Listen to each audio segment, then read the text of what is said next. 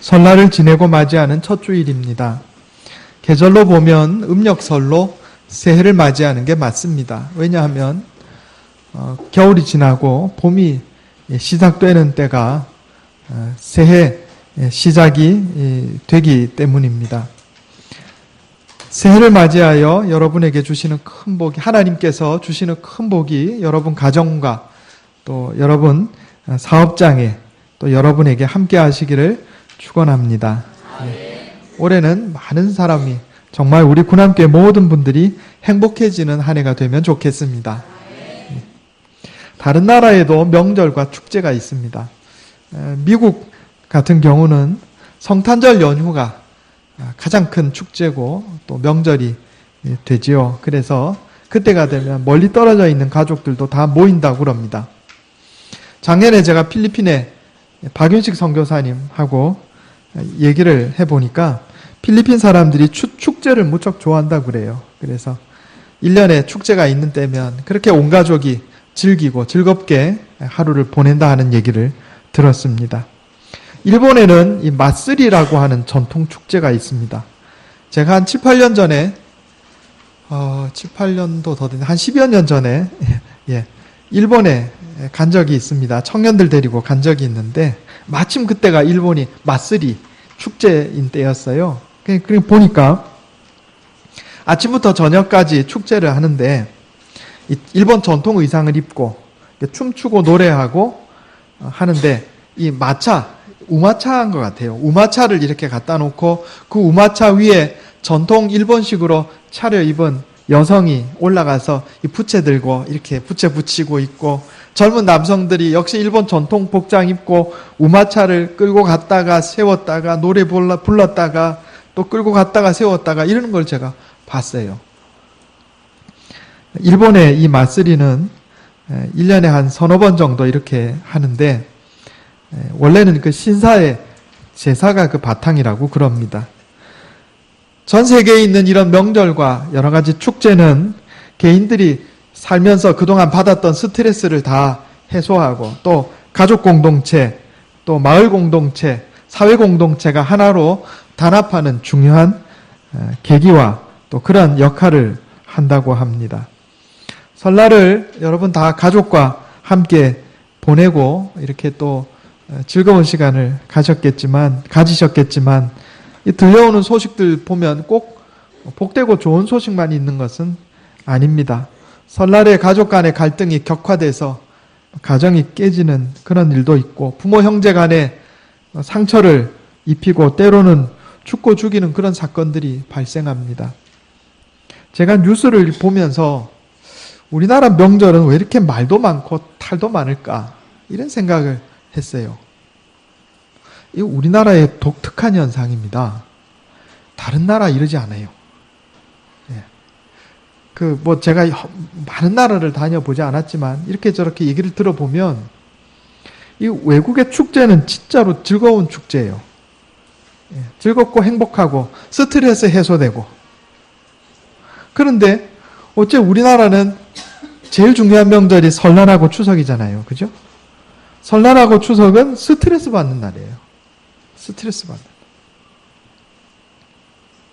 날. 왜 그럴까? 먹는 게 부족해 그럴까? 아니죠. 입는 게 부족해 그럴까? 우리가 몇십 년 전에 비하면 먹는 것도 얼마나 풍족합니까? 입는 것도 얼마나 풍족합니까? 또 집집마다 대부분 또 요즘은 승용차가 있어가지고 다니는 것도 편하게 다녀요.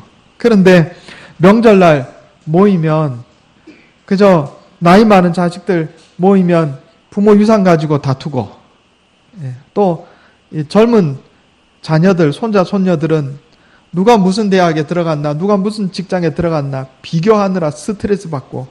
왜 그럴까 우리나라는? 명절만 되면 이렇게 힘들고 괴로울까?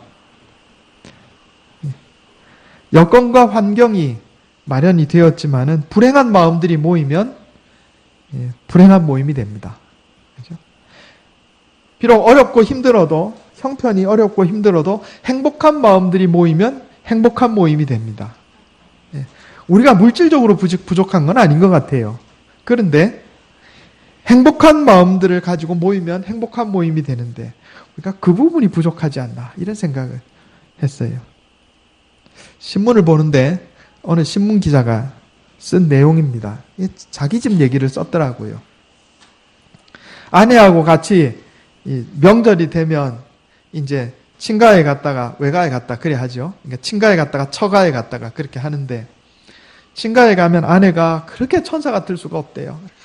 웃으면서 굳은 일 다 하고 웃으면서 얘기하고 이제 그렇게 하루 이틀 보내고 좋은데 집에 이제 돌아가는 차에 딱 타면 그때부터 얼굴이 무표정으로 돌변한답니다. 예. 남편한테 이제 다 쏟아붓는 거예요. 그동안 받았던 이틀간 받았던 스트레스를. 어느 게 진짜예요? 예. 가족들 친척들 앞에서 천사같이 웃으면서 일하고 이게 진짜예요? 아니면 집에 가는 날 우리 가족만 딱 탔을 때 남편하고 자식들만 있을 때 무표정으로 이게 진짜예요? 왜 그럴까? 우리는 왜 그럴까? 마음이 문제다 하는 겁니다. 오늘 우리에게 주시는 하나님의 말씀은 이 복에 관한 말씀이에요. 그런데 이 복은요 2가지 종류가 있습니다. 복에 2가지 종류가 있어요. 첫째는 뭐냐면 사람들이 흔히 생각하는 복으로서 좋은 환경, 좋은 여건의 복입니다. 보통 사람들은요 좋은 환경을 가지고 있으면 복되다 하고 좋은 여건을 가지고 있으면 복되다 그래요. 그래서 지금보다 좀 더 여건이 나아지고 지금보다 좀 환경이 나아지면 행복해질 거라 이래 생각을 합니다. 돈을 더 많이 벌면 행복해지지 않을까? 또 내가 원하는 대학에 들어가면 행복해지지 않을까? 또 여러 가지, 내가 원하는 어떤 것을 얻으면 행복해지지 않을까? 이런 생각을 한단 말이죠. 이게 좋은 여건, 또 좋은 환경으로서의 복이다 하는 겁니다. 정치적인 안정, 물질적인 풍요, 사업의 성공, 건강, 장수, 명예, 지위 이런 거 얻으면 행복해질 것이다 생각한단 말이죠. 그러면 왜 우리나라는 명절 때 안 행복하냔 말이에요. 좋은 여건이에요. 잘 먹고 잘 입고. 자, 또 하나의 복은요. 복된 사람이 되는 복입니다. 복된 사람이 되는 복. 한번 따라해 보겠습니다. 행복자가 되는 것. 오늘 시편 1편 1절 말씀에 복 있는 사람은 이렇게 시작합니다. 복 있는 사람은. 자, 여기 복 있는 사람이 한 명 있습니다. 이 사람은 겨울이 되면 이렇게 말합니다. 비록 날씨가 추워도 난 겨울이 좋아. 흰 눈을 볼 수 있고 또 사람을 강하고 진지하게 만들어주는 계절이니까 난 겨울이 좋아. 봄이 오면 또 이렇게 말합니다. 봄이 오면 기온이 올라가고 꽃이 피고 또 싹이 트니까 나는 봄이 좋아. 여름이 오면 이렇게 말합니다. 초목이 우거지고 활기찬 것이 난 또 여름이 좋아. 여름엔 바다에 갈 수 있으니 좋아. 가을이 되면 이렇게 말합니다. 많은 열매를 맺고 풍성한 계절이니까 또 좋아. 상황에 관계없이, 여건에 관계없이 늘 좋다, 복되다 이렇게 생각하고 살아가는 사람, 우리가 이런 사람을 복된 사람이라 이렇게 얘기합니다. 그런데 오늘 여기 시편 1편 말씀에 나오는 이 사람은요, 이 복 있는 사람이에요. 여건이 좋아서 복 있는 사람이 아니고 환경이 좋아서 복이 있는 사람이 아니고 그 사람 자체로 복 있는 사람이다 하는 겁니다. 행복자다 하는 겁니다. 일이 생기면 기회가 주어졌다고 좋아하고 또 홀로 고독하면 자유를 누리게 되었다고 생각할 수 있는 시간을 얻게 되었다고 기뻐하고 건강하면 일할 수 있게 되었다고 기뻐하고 병들면 조용히 기도할 수 있다고 감사하고 하는 일이 순탄하면 만사를 형통케 해주셔서 감사하고 어려운 일이 있으면 나를 단련시키고 내 영혼이 성장하는 기회가 되었다고 감사하는 사람, 이런 사람이 복된 사람이다 하는 겁니다. 복 있는 사람, 복된 사람, 행복자. 우문식 씨가 쓴 책 중에 3살 때부터 행복을 가르쳐라 이런 책이 있습니다. 3살 때부터 행복을 가르쳐라.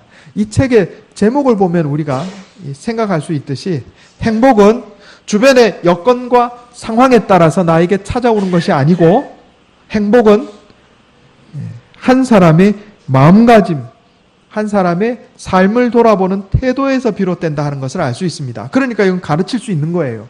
행복은 가르칠 수 있다 이렇게 주장하는 겁니다.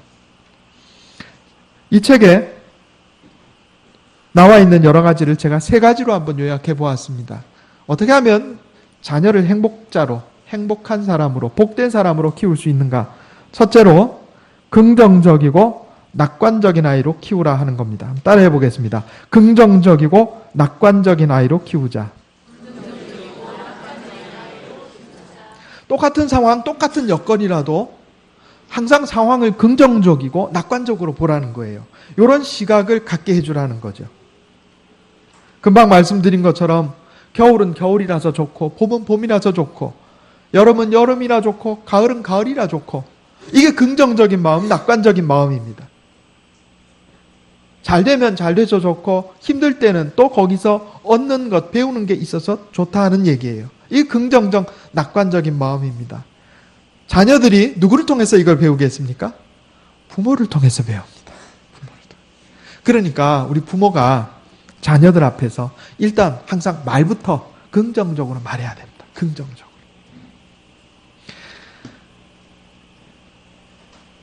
집에서 아이들한테 선생님 욕하면 아이들 공부 못합니다. 여러분 집에 가서 목사 욕하면 여러분 자녀 신앙 성장하지 않습니다.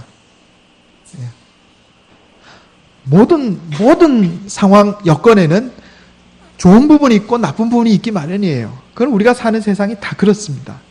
그러면 좋은 부분을 볼 수 있게 가르쳐야 돼요. 그 부모가 그렇게 하는 거예요. 선생님의 좋은 부분을 보고 학교의 좋은 부분을 보고 그것을 아이에게 말하면 아이가 긍정적이고 낙관적인 아이가 됩니다. 공부 잘하는 아이 되는 거예요. 이 사회에 밝은 면이 있고 어두운 면이 있어요. 어두운 면이 없는 세상에 어디 있어요. 그러나 우리가 밝은 데를 보고 그 밝은 것을 바라보면서 더 밝은 세상 되라고 생각을 하고 말을 해야 자녀가 그렇게 자라는 거예요. 교회도 좋은 부분이 있고 부족한 부분이 있는 거예요. 그러나 좋은 부분 얘기하고 목사의 잘하는 부분 얘기해야 여러분 자녀가 신앙이 성장해요. 긍정적이고 낙관적인 마음과 태도를 가진 사람, 이 사람이 복된 사람입니다. 복된 사람으로 자라는 거예요. 역경이 와도 이런 아이는 역경이 와도 극복해냅니다. 혹시 어려운 일 때문에 마음의 상처를 받아도 이것을 성장의 계기로 삼을 수 있게 돼요. 부정적인 마음을 갖게 되면요.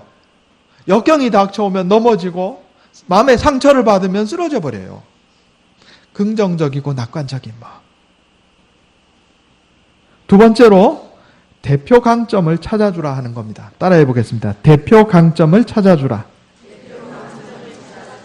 쉽게 얘기하면 좋아하는 것, 잘하는 것 밀어주라 이런 얘기입니다.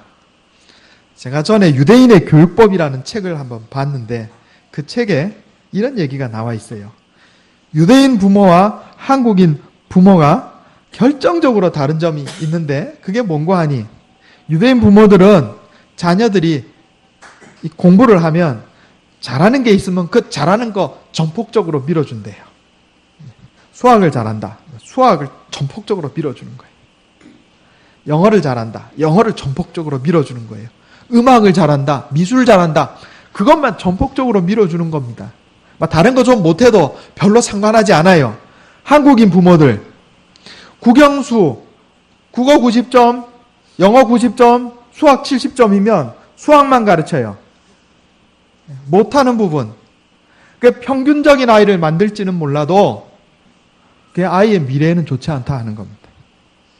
대표 강점. 아이가 잘하는 거, 좋아하는 거를 밀어주면 나머지는 저절로 따라가게 된다 하는 겁니다. 미술을 좋아해요? 여러분, 미술을 끝까지 한번 들어가 보세요. 그 미술을 배우다 보면 구도를 공부해야 돼요. 구도를 공부하다 보면 수학을 알아야 돼요. 또 외국의 미술 작품을 보고 외국의 화가들을 알려면 영어를 할 줄 알아야 돼요. 하나를 정말 잘하게 되고 깊숙하게 들어가게 되면 나머지는 따라가는 거예요. 그러니까 자녀들이 못하는 부분 자꾸 책망하고 그러지 말고 잘하는 부분을 키워주란 말이에요. 잘하는 부분. 대표 강점을 키워주라. 그러면 아이가 행복한 사람으로 자란다 하는 겁니다. 세 번째로 관계를 좋게 맺는 아이로 키우라 하는 겁니다. 따라해 보겠습니다. 관계를 좋게 맺는 아이로 키우라. 인생의 가장 중요한 부분이 인간관계입니다. 그렇죠? 그런데 이것 역시 부모와 자녀와의 관계가 결국은 자녀들의 사회관계로 확장된다고 그래요. 아버지의 역할이 중요합니다. 아버지하고 사이가 좋은 자녀들은 사회생활할 때 사회의 다른 사람들과 좋은 관계를 맺는데요. 일반적으로 그렇답니다. 지금까지 설명드린 것은 이 행복한 사람, 행복자가 되는 것에 대한 세상의 일반적인 지혜입니다. 신앙적인 지혜가 아니고 세상 사람들도요, 지혜로운 사람들은 알아요. 행복이 어디서 비롯되는가? 여건과 상황이 좋다고 그 사람의 인생이 행복해지는가? 아니라는 거예요. 어릴 때부터 아이를 복된 사람, 행복자로 키우면 그 아이가 행복한 인생이 된다는 겁니다. 긍정적인 마음, 낙관적인 마음, 대표 강점을 찾아서 밀어주고 좋은 인간관계를 맺을 수 있도록 그 품성을 길러주면 그 인생이 행복해진다는 거예요. 오늘 우리에게 주시는 하나님 말씀, 이 성경의 일반적인, 세상의 일반적인 지혜 말고 오늘은 이 성경에 기록된 행복자, 어떻게 하면 행복자가 될 수 있나, 영적인 지혜를 한번 살펴보려고 합니다. 성경은 어떤 사람이 복된 사람, 행복자라고 말씀하는가? 첫째로 구원받은 백성이 행복자입니다. 따라해 보겠습니다. 구원받은 백성이 행복자입니다. 우리가 예수 그리스도를 믿고 하나님의 백성이 된 것, 그것부터 이 행복자의 시작이에요. 누가 복된 사람인가? 예수 믿고 구원받은 자, 하나님의 백성이 된 자가 행복자다 하는 겁니다. 신명기 33장 29절에 이스라엘이여 너는 행복한 사람이로다. 여호와의 구원을 너같이 얻은 백성이 누구냐? 이랬었어요. 하나님이 직접 그렇게 말씀하셨어요. 요거 개역성경의 전의 번역은 이스라엘이여 너는 행복자로다 이렇게 말씀하셨어요. 왜? 내가 여호와의 구원을 너같이 받은 백성이 어디 있느냐? 너는 행복자로다. 우리가 예수 그리스도를 믿고 하나님의 자녀가 되는 순간에 우리 이미 영혼에 행복의 씨앗이 심겨진 거예요. 그래서 그 인생이 행복하게 됩니다. 로마서 4장 7절 8절에 불법이 사함을 받고 죄가 가리어짐을 받는 사람들은 복이 있고 주께서 그 죄를 인정하지 아니하실 사람은 복이 있도다 그랬습니다. 우리 죄 용서받고 하나님의 백성이 됐으니까 그게 행복자의 시작인 거예요. 성경 창세기에 보면 요셉 이야기가 기록되어 있습니다. 우리가 잘 아는 것처럼 요셉은요, 형제들에 의해서 미움을 받아가지고 노예로 팔려갔어요. 노예로 팔려가서 열심히 일해서 그 집 가정 총무가 좀 되었다 싶으니까 주인 아내가 유혹하는 거 거절했더니 모함을 해가지고 감옥에 들어갔어요. 요셉의 인생에 여러 가지 어려움이 많았습니다. 그러나 성경은 요셉을 형통한 자라 이렇게 부릅니다. 복된 사람이라 이렇게 불러요. 요셉 주변에 뭐 좋은 사람만 있었나요? 요셉의 인생 어찌 보면 불행한 인생이에요. 어렸을 때 어머니 돌아가시고 형제들이 미워해가지고 죽이려고 하다가 노예로 팔았고 온통 요셉 주변에 악한 사람, 요셉을 모함하는 사람, 요셉의 인생을 괴롭게 하는 사람 투성이었단 말이에요. 그러나 요셉은 행복자였습니다. 복된 사람이었어요. 왜? 그는 하나님을 믿었기 때문에 그렇습니다. 그런 믿음 안에 있었기 때문에 그렇습니다. 오늘 시편 1편 1절에 복 있는 사람은 악인들의 꾀를 따르지 아니하며 죄인들의 길에 서지 아니하며 오만한 자들의 자리에 앉지 아니하고 오직 여호와의 율법을 즐거워하여 그의 율법을 주야로 묵상하는도다 그랬습니다. 여기 지금 복 있는 사람, 주변에 악인이 천지예요. 죄인들이 천지예요. 오만한 사람들이 들끓어요. 내가 저 악인, 저 죄인, 나를 괴롭히는 저 오만한 자만 없으면 행복할 텐데 이렇게 지금 말씀하지 않습니다. 성경은. 복 있는 사람은 주변에 악인과 죄인과 오만한 자가 들끓어도 내가 주님을 믿고 하나님의 말씀 안에 꿋꿋하게 서 있는 자, 바로 그가 복된 사람이고 그가 행복자로다, 이렇게 말씀하고 있는 겁니다. 이 성경이 말씀하는 복된 사람이에요. C.S. 루이스가 이런 말을 했습니다. 하나님께서는 기쁨을 통해 우리에게 속삭이시고 고통을 통해 우리에게 크게 소리치신다 그랬어요. 무슨 얘기입니까? 우리 인생을 살다 보면 기쁠 때도 있고 잘 될 때도 있어요. 그런데 그때 하나님 말씀 듣기가 쉽지 않다는 거예요. 속삭이는 것처럼 들려요. 그런데 우리 인생을 살면서 어려움을 당해요. 고난을 당하고 슬픔과 고통이 있을 때가 있어요. 그런데 오히려 그럴 때 하나님의 목소리가 크게 들린다는 거예요. 그래서 영적인 깨달음이 쏟아진다는 거예요. 그래서 내가 영적으로 성장한다는 거예요. 복된 사람, 행복자는 그래서 기쁘고 잘 될 때에도 행복하지만 어렵고 힘들고 고통스러울 때도 행복한 겁니다. 왜? 영혼이 성장하니까. 여건이 사람을 행복하게 하고 불행하게 하는 게 아니란 말입니다. 상황이 사람을 복되게 하고 화되게 하는 게 아니란 말입니다. 그 사람의 마음이 행복자인가 그렇지 않은가에 따라서 이 사람의 인생이 복되냐 그렇지 않으냐가 결정이 되는 겁니다. 내가 행복자가 되는 첫 번째 요소는 창조주 하나님, 구원자 예수님, 보혜사 성령님, 삼위일체 하나님의 백성이 되는 겁니다. 믿음 안에 거하는 겁니다. 두 번째로 예배드리는 백성이 행복자입니다. 한번 따라해 보겠습니다. 예배드리는 백성이 행복자입니다. 성경에 보면 하나님께서 이스라엘 백성을 구원하신 목적이 하나님께 예배드리는 데 있다, 이렇게 계속해서 기록되어 있습니다.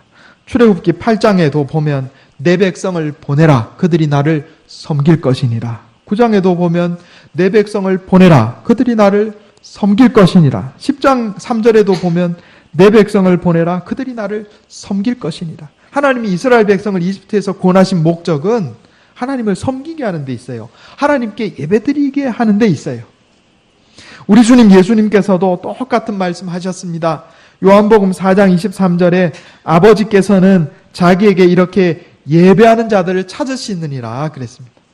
예배드리는 자가 복된 자예요. 하나님이 하나님 앞에 예배드리는 자를 왜 찾으시겠어요? 복 주시려고 찾으시죠. 복 주시려고.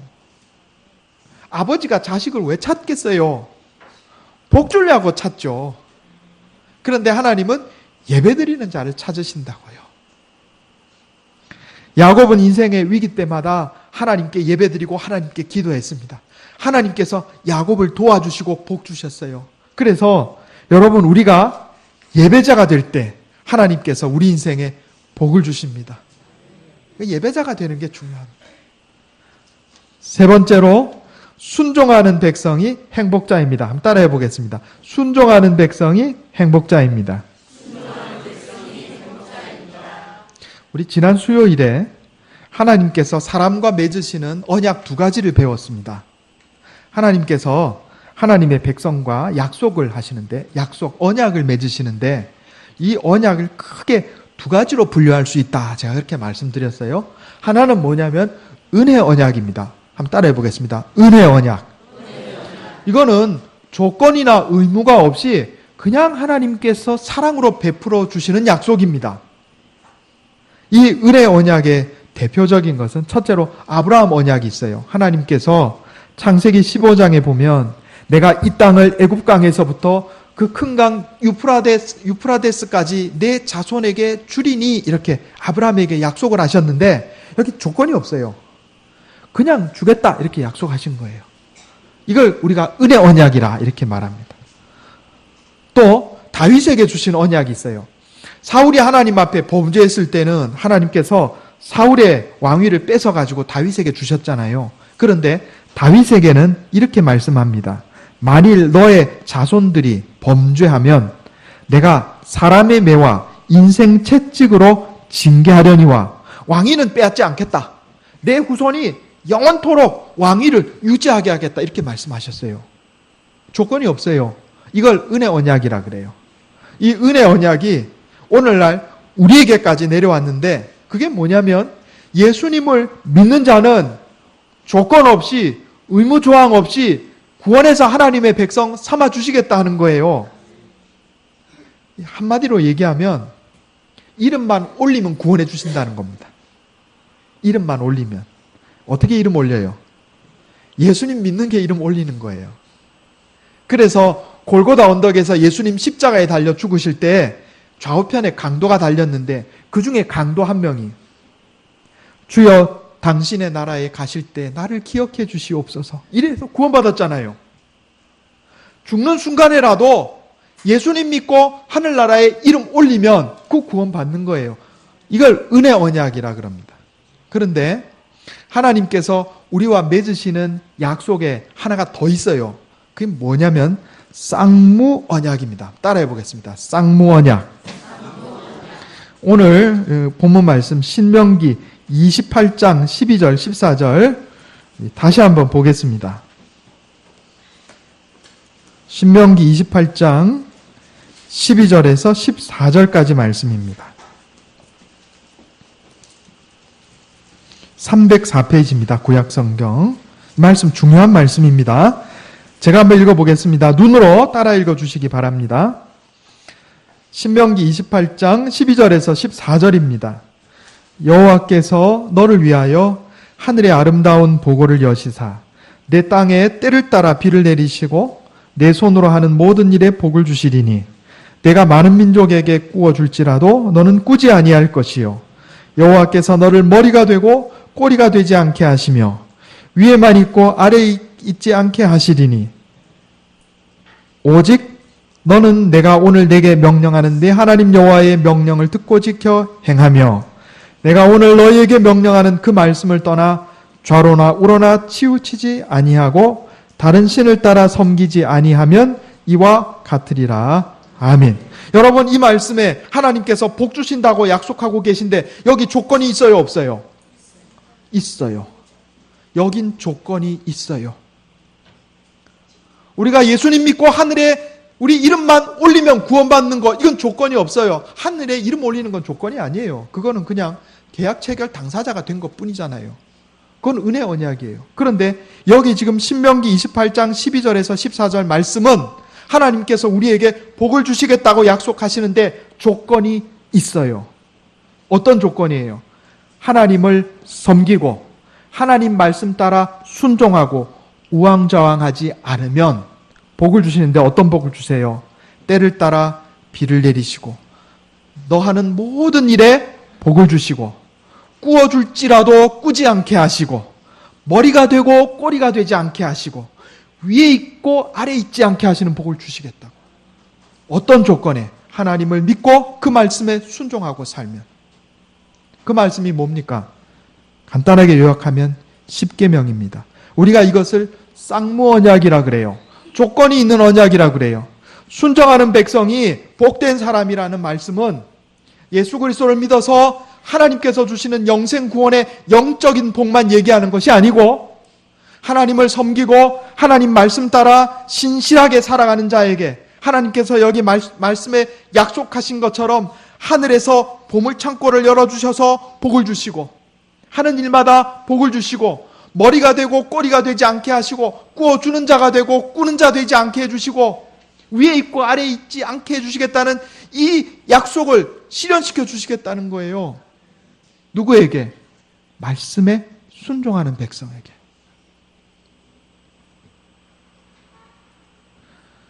우리가 은혜 언약을 통해서 영적인 행복을 약속받았습니다. 그리고 쌍무 언약을 통해서는 현세적인 행복, 세속적인 복에 대해서도 하나님께서 복 주시겠다고 약속을 하신 거예요. 여러분, 우리가 인생을 살면서 왜 현세적인 복, 세속적인 복 부분에 대해서 우리가 왜 이렇게 복을 못 받나? 왜 복된 사람이 못 되나? 말씀대로 순종 안 해서 그래요. 우리가 영적인 복뿐만 아니라 현세적인 복도 받아야 하지 않겠습니까? 그 계명을 지키고 살면 되는 거예요.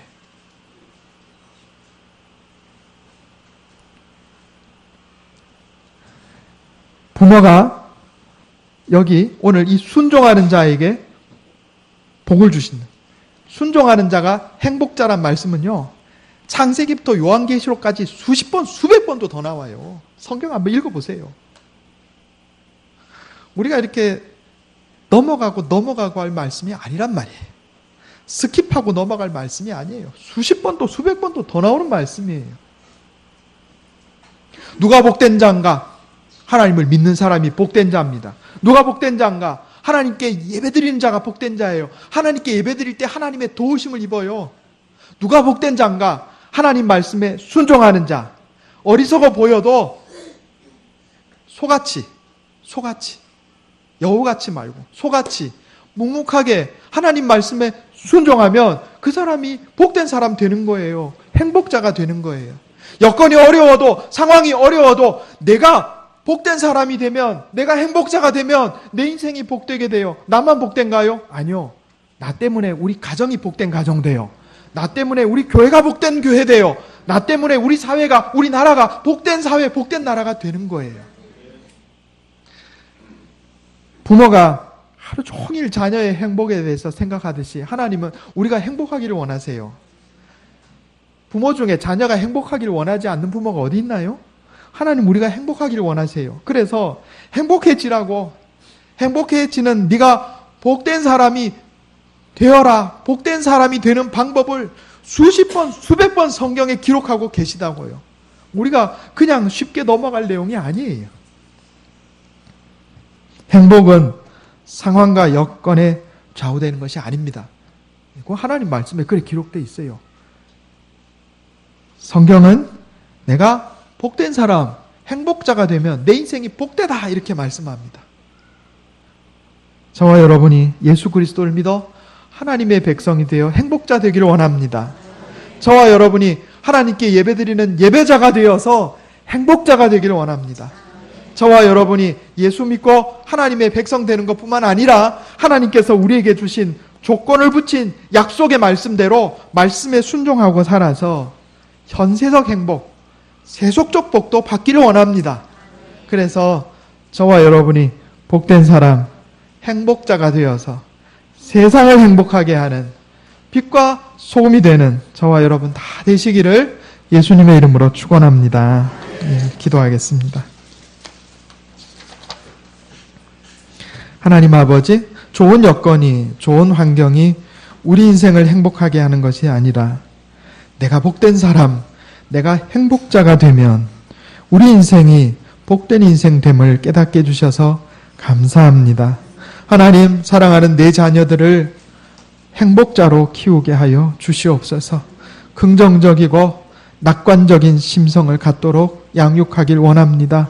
하나님, 내 자녀들의 강점을 보고 그것을 중심으로 격려하며 양육하게 하여 주시옵소서. 내 자녀들이 사람과의 좋은 관계뿐 아니라 하나님과 좋은 관계를 맺어서 행복자, 복된 사람으로 살아가게 하여 주시옵소서. 주님, 우리가 주님 믿고 하나님의 백성이 되어 행복자 되기 원합니다. 예배자가 되어 행복자가 되기 원합니다. 주님, 우리에게 주신 계명의 말씀에 순종하여 삶으로 말미암아 행복자가 되고 복된 인생을 살게 하여 주시옵소서. 이것이 내 힘과 능력으로 되지 않음을 고백하오니 말씀으로 날마다 나를 깨우쳐 주시고 성령으로 인도하여 주시옵소서. 우리 주 예수님의 이름으로 간절히 기도하옵나이다. 아멘.